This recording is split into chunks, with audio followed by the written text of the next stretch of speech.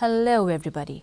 Today is a significant moment for the Department of Space Studies at MERI as we officially inaugurate the MERI Space News Bulletin, a dedicated platform created to promote structured awareness and informed discussions on national and global space developments.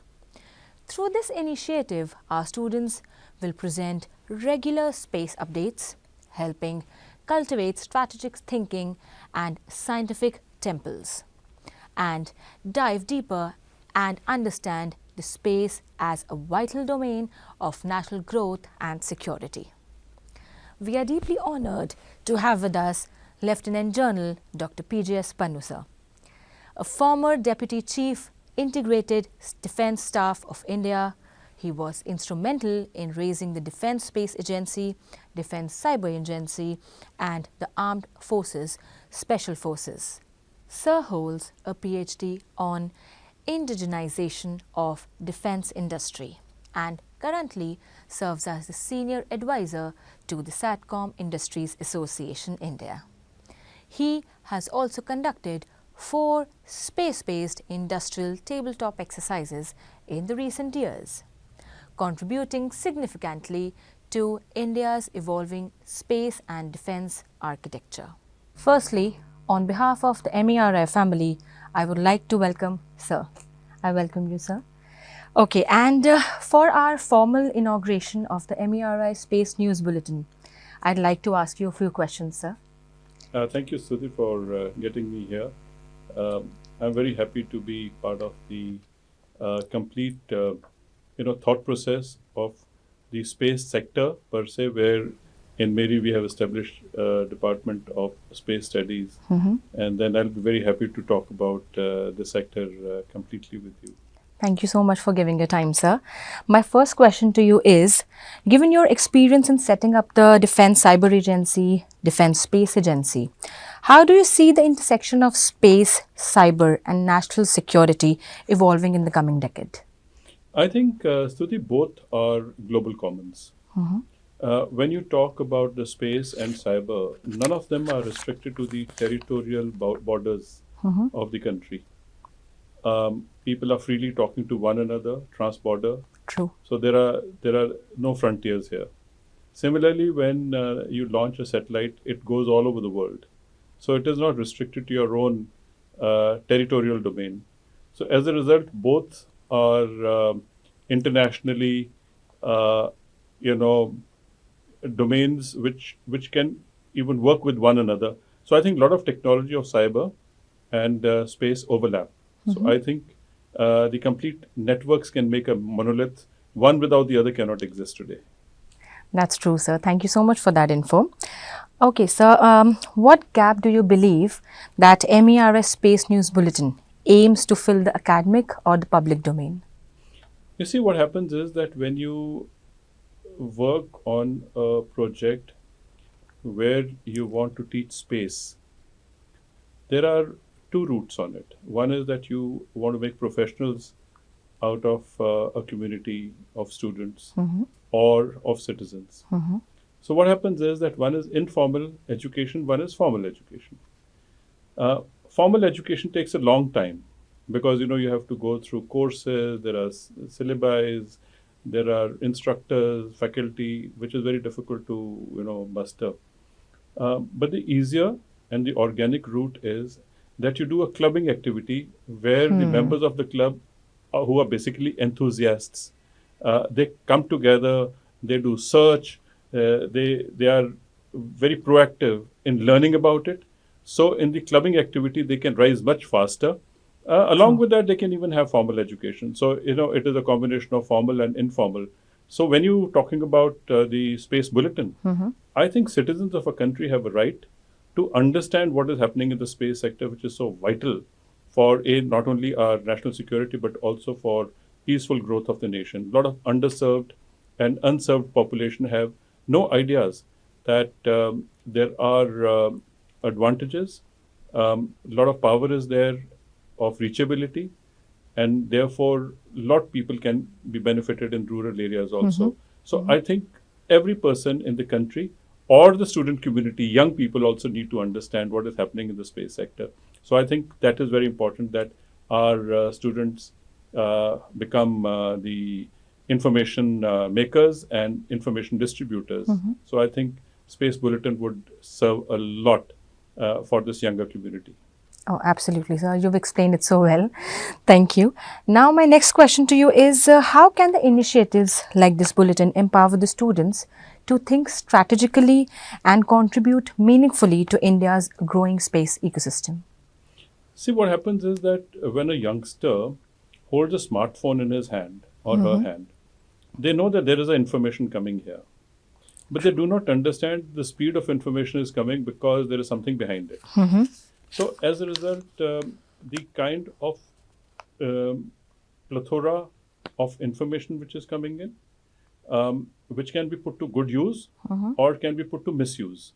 So we have to make our students or younger generation conscious how to benefit out of the information which is landing up on various streams, which are through the networks of cyber and space put together.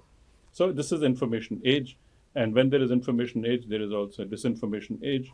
I think by teaching them through clubbing activity and spreading the knowledge, it would also help them to find between the usefulness of information or the disadvantages of any data poisoning in case there is any in the information. All right, sir. Thank you for that. And sir, my next question is, how do you see the student-driven awareness platforms like this one contributing to India's goal of technological self-reliance in space and defense? I think the news bulletin will also create a lot of curiosity in younger minds. And the curiosity will make them look at the gaps that they need to research. So as a result, I think there will be a natural curiosity which will get generated. And a lot of youngsters, their minds will be actually opened out to the new sector in which they themselves would want to dive into. Today you ask a youngster, would you like to study space? They have no idea what it is. How would they want to study space or not study space? So they have no idea how to take a decision. So here, once they understand that something was unknown or known unknown, now at least, with this awareness, it will become more known and more known and less unknown. True, sir, true. All right. As the senior advisor to SATCOM Industries Association, India, how can such academic initiatives bridge the gap between the industry, defense, and academia? See, the Space Industries Association actually brings all the industry which is working on space and related subjects. A lot of technologies are coming in, which are not only directly into space, but also are supportive of the space sector.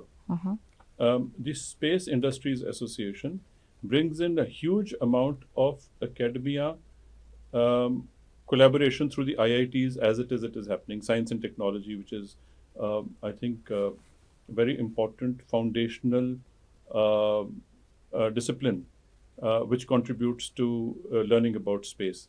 So, but it is only available to very few chosen people who are either in Bangalore or in Chennai, who understand ISRO, who've seen a scientist of ISRO or are related in one way or the other to this program. But those who are not related to it, I think time has come that they understand that industry has huge amount of potential for jobs, for research and development, and for growth of the country. Our industry cannot progress without academia. And I think academia cannot be sitting away from not spreading this education, which is so very vital for the growth of the nation. Thank you so much, sir. So, sir, you've conducted 4 space-based industrial tabletop exercises in the recent years. Could you just briefly explain what the space entails and how awareness among the students can strengthen such strategic preparedness? See, through formal education, people do not understand certain aspects and complications of the sector. We've had tabletop exercises for the industry, for them to understand that how this technology is going to be utilized, and if it gets contested in a congested environment, what are the technologies and what are the enablement techniques that they would use so that their product or whatever technology that they are using survives in this kind of a red ocean where so much of competition is there. So as a result, through the tabletop exercises, they are made to understand the challenges and the requirements of the future.